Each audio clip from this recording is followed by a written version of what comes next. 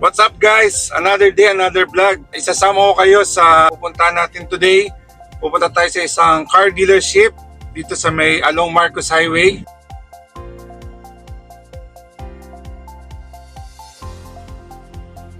Ayun guys, nandito na tayo sa dealership. Tara, samahan nyo ako. Kaya natin. Ito yun, Omoda. Jayco. Marcos Highway. Sabi niya, Ayala Feliz. And guys, nandito na tayo sa Jayco. Ito yung mga unit nila na binibenta. 2025 Jayco full EV. Kasama natin si Sir John La Chica ng Jayco Motors. Papakita niya sa atin yung in-explain din niya sa ating features nito para mas maintindihan nyo and kung ano yung mga promo or kung ano yung mga may promo, low down payment, anything. Lahat malalaman nyo dito kay Sir John. Okay, let's go. Pasok tayo sa loob, Sir John. Alright. Wow.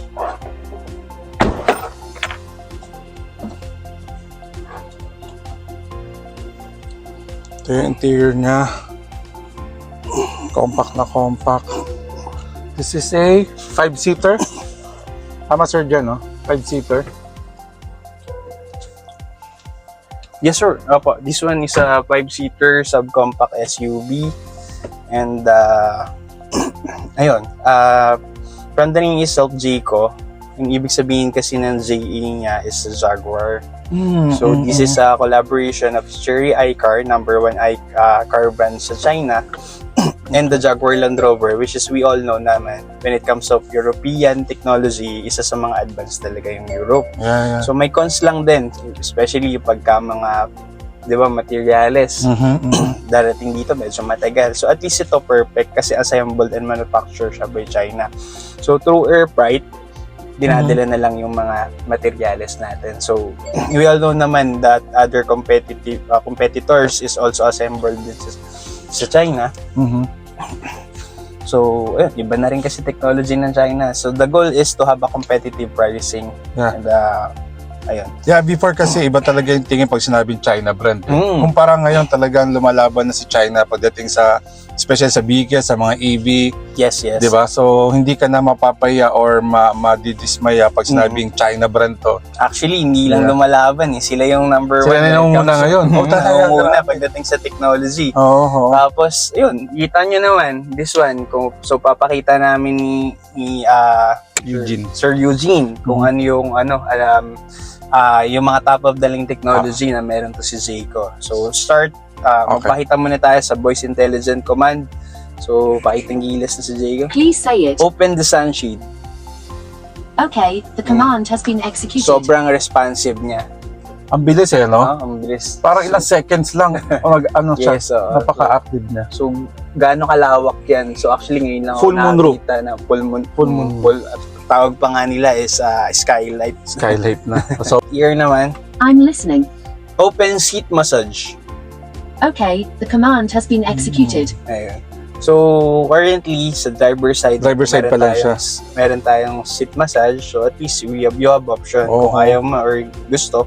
And then this is suggestible and recommended right after the long drive. So, may iba't iba ka namang seat na masahe, catwalk, crossover, shooting. So, depende sa inyo. Pwede rin siya patayin through this one, this infotainment, and or through voice command. Okay. So, saan mahahanap yun? Swipe up lang. Tapos, ito yung sa pan. So, yan. Control nung sa aircon. Control nung sa aircon. So, ito yung pan. Ito naman yung temperature. So, you have option kung isi-sync mo. Okay, so let's go back. Here yung control natin for the aircon. We have pwedeng sync kung lamigin yung katabi ninyo, no? Pwedeng hindi nyo pindutin yung sync. So dual climate ang tawag. Yes, dual climate din po sa iba. So sa atin pwede naman sync siya. So ang control nyo, actually pwedeng dito. May button lang siya din. Yan po, ito yung sa pan. Ito naman yung sa temperature. Go down lang. Dito yung pan. Bawas ka ng pan, pakaliwa. So, ganyan yung nangyayari sa infotainment. So, kagandahan dito, may control ka sa infotainment, meron ka din control sa manubela. So, hindi ka malilito or may hirapan pag nagda-drive ka na pwede mo siyang kontrolin. Yes, sir. Totoo. Either or. Yeah. Then aside from that, so kabuuan, gusto ko lang emphasize yung structure niya. So 'di ba, sobrang lean, Yeah. clean, and neat na siya. Hindi na rin siya makalat na marami Correct, pang correct. button na pipindutin. So nasa infotainment na lang talaga. Lahat. Yun lang, isang beses ka lang naman magkakabisa. Isang beses ka lang mag-a-adjust. The rest naman, hindi naman na tayo makakapa. So swipe down, meron siyang swipe down. The only way, dito sa ating pag-swipe down, meron tayong auto hold. Ito yung brightness ng ating screen. Instrument cluster, this one. Yeah. So kung gusto mong sagad yung brightness niya. So ito, pwede mo ilagay sa auto. This is for the wiper, especially ngayon maulan, di ba? Rainy season. So auto mo lang. Mayroon siyang radar Auto dito, sensor. sensor niya. Na How about the madedetect. light? Ganun din siya. Automatic Yes, din siya. ayan. Pwede rin siyang i-auto. Automatic, So, yeah. kapag daylight, daytime running light lang yung gamit niya. So, pagka na-sense niya na madilim na, saka lang siya gagana yung Mag-automatic. mga high beam. Kung kailangan mo high beam, siya na rin yung magbibigay. Auto hold, depende sa inyo kung sanay kayo or hindi. Glove box. So, the good thing with the glove box here, wala siyang, actually, advantage siya for me eh. Wala siyang manual. So, ikaw lang ang nakakaalam kung paano siya buksan. So, safe kung ano yung ilalagay mo dito. Safe yan kasi kunyari ka magpa-valet tayo, no? Hindi, meron ka nakalagay na importante yung gamit doon. Hindi mo na kailangan susi eh. Yes. Ngayon, naka-automatic siya eh. Pati hindi halata siya na may glove box, oh. Yes. Parang secret compartment mo na rin siya, di ba, sir? Yun yung maganda sa akin. Yeah. So, nakikita mo yung charging cover. And gusto nyo may kakabit ng charger for you. Okay. Papakasayuan yun. No need to go down Oo, para no? buksan yung charging Pipindutin mo cover. lang. Okay. Tapos close na ulit natin. Yan. So, Wow. all electronics na lang. Kung muulan, hindi ka mabasa kasi mababa ka. Yes, di ba? CST, this is for the braking stop. Actually, this is the collision mitigation system Okay. na other term sa iba. Oo. Na pagka meron siya na sense na mababangga mong object or sasakyan is nag-engine brake na siya. Ano Uunahan yung, ka na. meron ba siyang like sa iba kasi ba, meron ba siyang adjustment kung gaano kalay, 200 meters, 50 meters? May adjustment Wala ba? eh, wala So siya naka-fix siyang gano'n. Pero personally, I already experienced this CST. So medyo mabilis kasi ako magpatakbo. Inunahan niya ako right after I brake, tinulungan niya ako, sinuportahan niya ako dun sa braking. Parang brake assist. Brake assist aside from that. So, na-sense niya kasi na merong vehicle na nag-overtake din sa harapan ko. So, good thing, this is for the safety features. I suggest this i-on lang natin siya kasi Palagi yun naka-on. naman yung design niya para matulungan tayo. For the safety, this number one kasi talaga para na safety. This is wireless charging.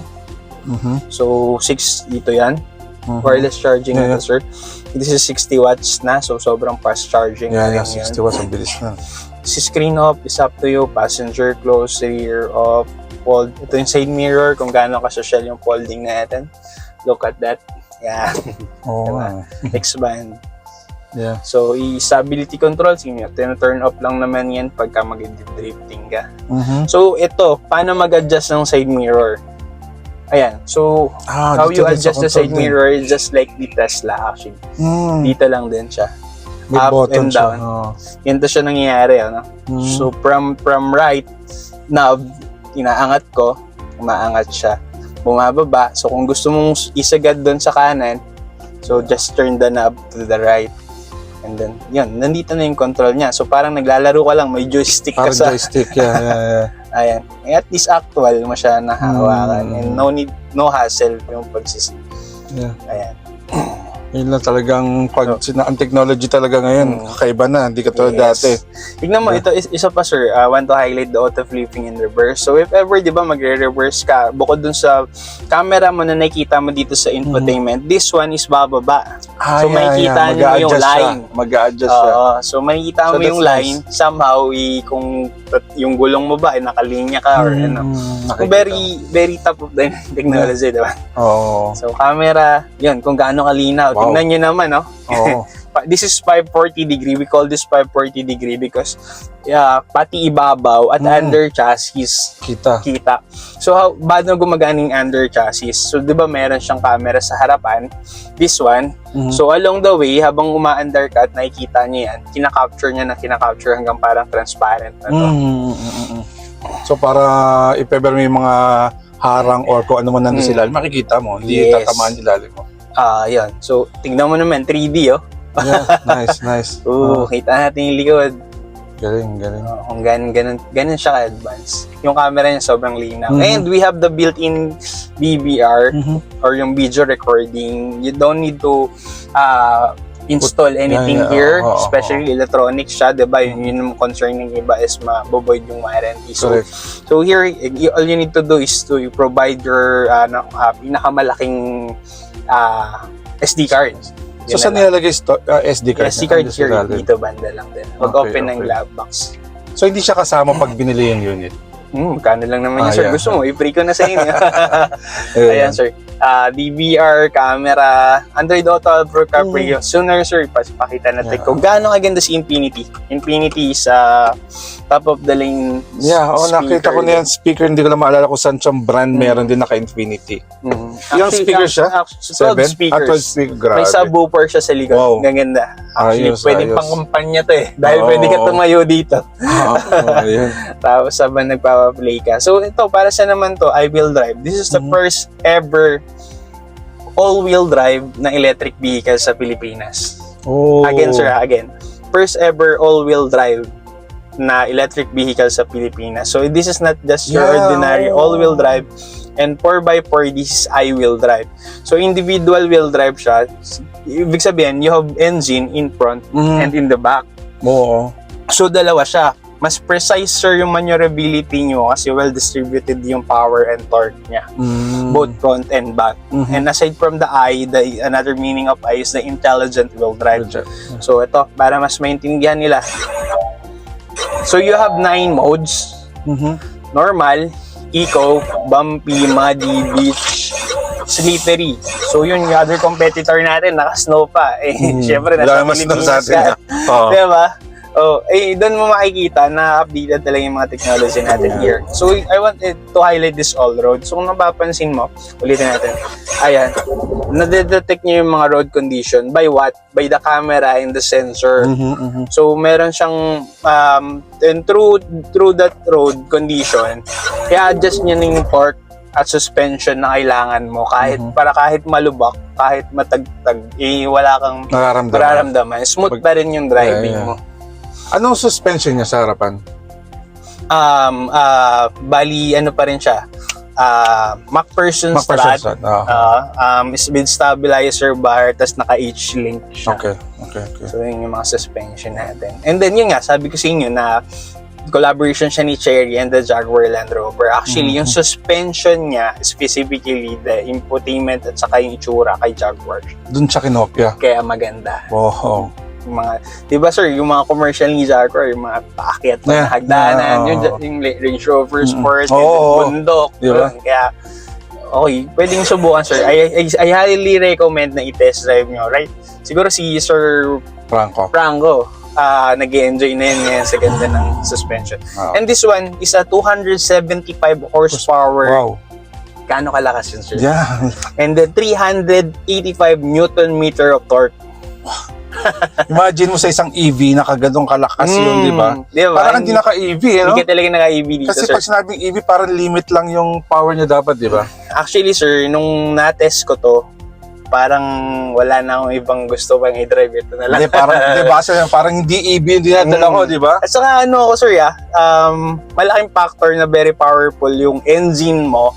Kasi mas mahirapan kapag bitin ka pagka mga arangkada, no? So, nagdadala ko ng motor and I really appreciate how the powerful kapag hiningi ko yung power, bibigay niya. Totoo. So, ang 0 to 1... Pati mabilis yung response. Mas maganda mabilis yung response, di ba? Sobrang bilis. Di ba kasi para mag-aantay ka pa, yun na, marangkada na. Maipit ka na. Mag-aalangan ka. Yun yung mga delikado. So, from 0 to 100s, on a box type, box type yung looks niya. Hindi siya actually ganyan. Hindi siya aerodynamics, kaya niya ibigay ng 0 to 100 6.5 seconds. Wow.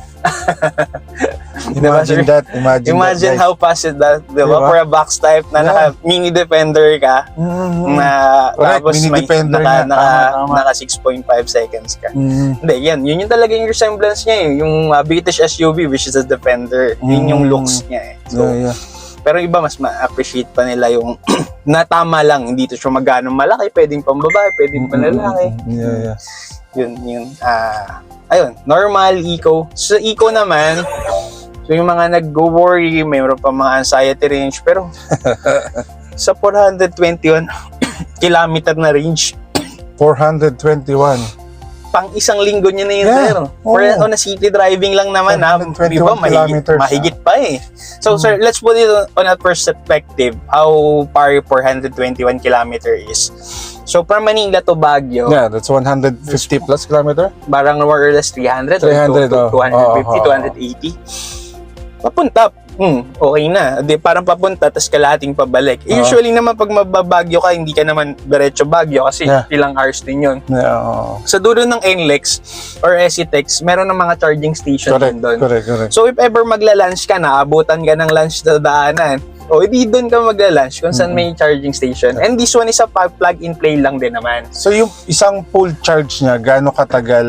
I mean, pag nalobat ka, kung for example, hindi naman ito sasagad ng lobat ng zero, di ba? Totoo, sir. So, para ma-charge siya, I mean, para mag-charge siya, gaano katagal ulit? Para, Kung yung sinasabi ko kanina ng mga Shell na which is fast charging, mga less than 4 hours yon. Pero hindi mo naman kailangan tapusin yun. Yeah, Kaya yeah. magla-lunch ka, Oo. 1 hour ka 1 hour. mag-stay doon or 1.5 hour, edi ugutin niya na agad. Oo. Pwede naman yung ganun. Oo. So magbabayad ka lang per an hour. Actually, ang pagkakaroon ng EVs just like us, sense of accountability lang din. Yeah. Na yung mga destination mo is a planning ahead of time. Correct. So, Correct. kunyari yun, 421 ka, punta ka ng Baguio, nasa, ano ka na, yun, dulo ng SCTEX. Gusto mo ka ako mag-lunch, tapos mag-charge ka kasabay. Pagdating mo ng Baguio, meron ka pang tirang 200 kilometer mahigit. Pagdating mo yun doon, dinner na, pwede ka rin mag-charge sa SM, libre pa. Oh, dahil na. Sa all SM malls is libre. Free. As well as, kasi sinusupport din tayo ni government for the electric That's nice. vehicle. Pero ngayon, balita ko ibang malls magbabayad na daw eh. Like sa Actually, Eastwood sir, dati, meron naman talaga. May bayad na yata. Si SM pa lang talaga yung nagpi-free. na nagpi-free. Oo. Si AC Malls, Ayala Malls, may mga date siya kung kailan yung libre. So at least yun, may mga free. Pero kung ikukumpara or ikukompute natin siya sa gasolina, grabe sir, kung Tipid. sobrang tipid siya. Yung 421 kilometer, kung i-convert natin yun sa gasolina, gaano ka layo yun? Or gaano ka, ilang liters yung maubos mo makuso dun? mo. That is full tank. Isang full tank. So magkano yun? 3,000. So from 421 kilometer na charge mo sa kuryente sa Meralco, 700 pesos lang yan, sir. Oh. So 3,000 minus 700 pesos, that's 2,300. Eh kung 4 na beses ka nagpapa-full tank for 1 month, so ilan yun? 2-3 times 4. Di 10,000, Almost 10,000. 10,200. Yeah, 10,000. Pag monthly mo na yun eh. Correct. Hindi sila konti na lang, di ba? Pang monthly mo na. Di ba? O yung natipid mo, pang monthly mo na. Plus, yun, yung mga agam-agam naman natin, yan, supported tayo ng government. Yung mga pinakalat ng nauna nating competitor, which is, banggitin na natin, BYD, somehow. Iisa lang naman tayo ng charger with them. Correct. That's the good thing, is CCS2 Type 2. So, compatible tayo sa mga malls, and then we are semicon building or semicon corporate center. Way back 70s, 80s, we're also the distributor of Nokia, Sony Ericsson. So, yung dealer namin, pinagmamalaki namin when it comes to electronics or expertise na rin natin Kilala yan. na siya, matagal So, na. aside from that, we have a third party, which is the Pantera. Isa sila yung nagpakalat ng charging station sa mga Shell. Sa Sila nag-produce? I don't know lang specifically kung paano ba nakipag-tie up sila or installer sila nila ng mga Shell Supercharge. Si Pantera. So, bukod doon, si government pa, nagpapakalat din yan ng mga charging station. And then, there's a lot of EV market, automotive na pumapasok sa Pilipinas na sila din ay nagpapakalat ng charging station. So, yung worry natin sa charging station, soon, habang tumatagal, mas nasasagot. Sa ngayon lang naman talaga magkaka-problem or nagkukulang-kulang kasi, kumbaga, going pa lang tayo doon sa sa EV. Ngayon pa lang naman So, wag tayo mag-alala pagdating sa mga charging station. Sooner or later, mapupunuan din niya mga charging station na yan. And I think, meron ba siyang kasamang parang pwede mong Yes, sa bahay, okay. diba? Ito yung maganda. So, yun.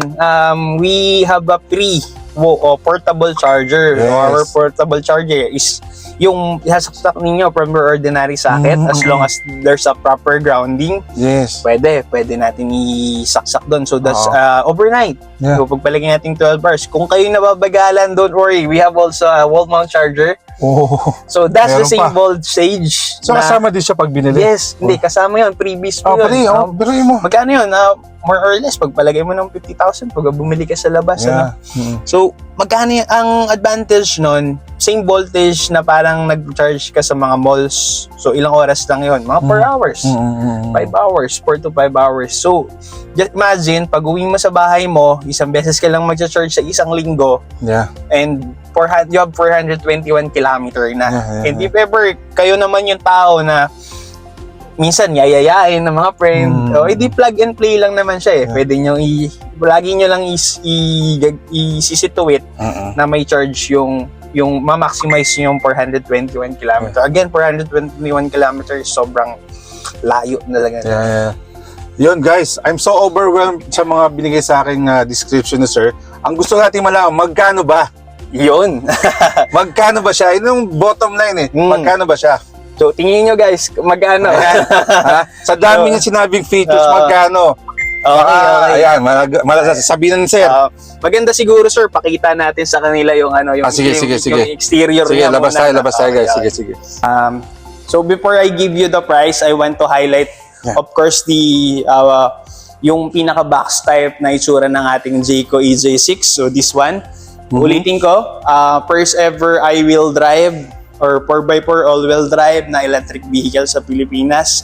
Capable, mga soft-roader tawag nila, pero yun, challenging terrain, kayang-kaya niya. So tingnan nyo naman yung mugs, boxy type, and how rigid, kung gaano siya katibay. This one is aluminum. Inaalala ko, may ginanyan ako sa sakyan. Anong brand? Hindi ko lang babagitin anong brand yun. Ayun, aluminum alloy siya. Wow! So, body hindi niya, kinakalawang. Hindi Oh my kinakalawang. God. Ang alam ko lang aluminum sa mga ano lang. Tapos this one, Defender. yes, yun. Defender, aluminum. di ba? Ito kasi yun kapamilya niya yun aluminum alloy. So, brother pala ng Defender to. Yes, apo. Jaguar diba? Yeah. So ito, 600mm weeding depth. Yung mga mag-worry, especially na sa Marikina tayo, kayang-kaya niya suungin yan. Yan, tama po yung sukat ninyo. 600mm. And then, isa to sa mga nakapag-comply ng requirements ng client ko na nag-work sa logistics. Ang tagal niya na naghanap ng EV. Ito lang yung nakapagbigay sa kanya. So ano yung isa yung requirements niya? Selyado yung ilalim. So this is a collaboration of the Chinese and the European technology. Yeah. So since European standard siya, hindi papasa yan pagka yung mga ordinary na leak sa battery is yun. So yan, punta ulit tayo sa harap. Sure, no. And this is also the famous iCar in China. So mga hindi nakakakita or di makakaalam ng background ni Jayco EJ6, just search the iCar in China. So sobrang ganda niya, gini-green market siya. So they came up into solution, they make it a global brand. So this is very famous when it's sa US, Malaysia, Singapore, and other countries also. Here in the Philippines, and we are the first dealership, the Pasig, the Jayco Pasig. And we already released 12 units last month. Wow. 10 doon is puro Jayco EJ6. So para ito yung ano nyo, hot cake nyo ngayon? Yes, hot cake talaga siya. Ang mga bumibili kasi ng EV cars, mga katulad nila, Sir Franco, ninyo Sir, ang mga third car na nila yan Yeah. So parang additional. What is the difference? Ito kasi 1.5. What is the difference of 300,000 kung makakuha na sila ng spacious na tsaka malayong range. So guys, Kasi para pati sabihin mo, aluminum body. yes, Diba? Sulit na yun, sulit. aluminum alloy. Aluminum alloy. Mabalik tayo presyo. Presyo, ayan na. Ayan na. Sabi ng mga client namin, ito yung nasa 2.1, 2.4, 1.9. Pero you can get all of this for 1,799. Wow. Tuloy mo, 1,799 na. That's for the cash. That's for cash. Meron ba kayong promo sa mga financing? Alright, for the financing, we can give you as low as 300,000. Actually, ang 20% ni 1799 is 359,800. Plus, meron pang mga shuttle, may insurance, and we can give you all-in. Lahat-lahat, no? Wala nang ibang ilalabas. All-in DP promo for around 300,000. Yun guys, 300,000 mo, may Jayco ka na. Pre-insurance, pre-shuttle, pre-LTO. Yes, registration 3 years. For 3 years, ha? Dito lang siya sa Pasig. Nag-isa pa lang ba itong branch ng ano? We have 6 branches of Modo Jayco nationwide. Kasama na UN, Cebu, Davao, which is the Tagum, Alabang, Santa Rosa. And kaka-launch lang, Iloilo. And soon, magkakaroon din sa Quezon City. Is that under one company or different company? We have one management, which is the Moda Philippines. Okay. Yung headquarters namin is sa BGC. Yeah. So nakita ko kanina, sir, pakita mo nga sa'yo para walang spare tire. Baka sabihin mo, kaya pala mura, walang spare tire. Ayaw, di ba? Ayun. Saan mo makikita yung spare tire? Okay, ito. Pakita natin. Ito yung spare tire niya, guys. Ayun, oh. Tinatago pala. Actually, this is not ordinary tire. Oh. Hindi siya basta-basta na pa-flat. So, the good thing with this, so, ang kailangan niya lang is tire pressure sealant. Okay. So, if ever you have kung alam niyo naman na magpupush through kayo sa mga challenging terrain or hindi niya ma-flat, pwede kayo magbawan ng maraming ganito. Diba? Somehow, kung babae or ang advantage is hindi niyo na kailangan ikalas para matapalan. Yeah. So, gagamit ka lang ng tire sealant. Yes, which is very common na ngayon sa market kasi ginagamit na din yan this sa mga is motor. early warning device, tow hook, this is subwoofer, and dito, portable charger natin. And we also have the wall mount charger. So, ayun. later, papakita natin. Sige. Sir, ito, pakita ko sa inyo. If you buy this one, yung mga pan ng pick-up, ako gusto ko talaga pick-up eh. Pero nung nakita ko yung configuration nito, na bold flat siya, just like your haba executive car na may pick-up. Oh.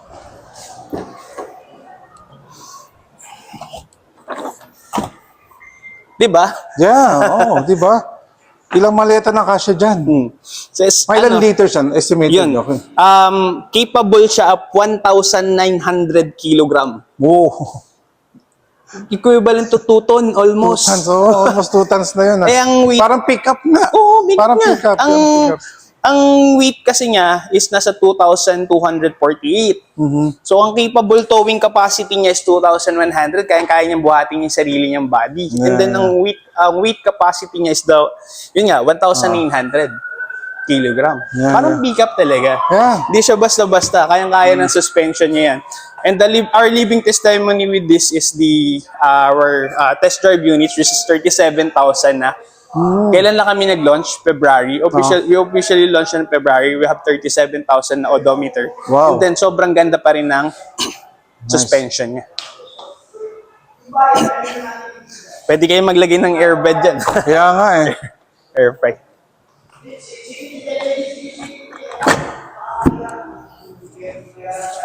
Yeah. So yun guys, kung may mga question pa kayo, ilalagay ko nandito sa comment section yung contact details si sir, saka yung email address, kung ano pa yung mga pwedeng ilagay para kung may question kayo, puntahan nyo lang siya dito si sir, nasa Pasig lang siya. Thank you so much. Yun. Ayun, That's for the day. And, meron pa sir, akong freebies na idadagdag. Yun, Unli Friendship. yun, pinaka-importante sa life. Yun.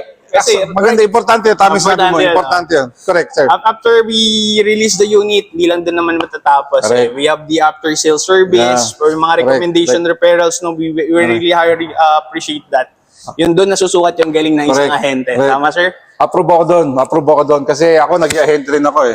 Since back, matagal na. So, napaka-importante yung after sales. Kasi hindi yung nagbenta ka lang ngayon, bukas wala ka nang paalam sa kliyente mo. Kasi sila din magre-refer sa'yo ng mga clients mo, magbibigay sa'yo ng mga ibang kliyente, ng marami. Iba buhay ng mga ahente, kaya alam na alam ko yan. Kasi dati tayong ahente. Yun. So, maraming salamat kay Sir. Sir, paano ulit? Jan Sir La Chica. Jan, maraming salamat sa oras na binigyan niya ako ng time para ma-features or makita natin yung unit nila. So yun guys, thank you. Ganito lang po.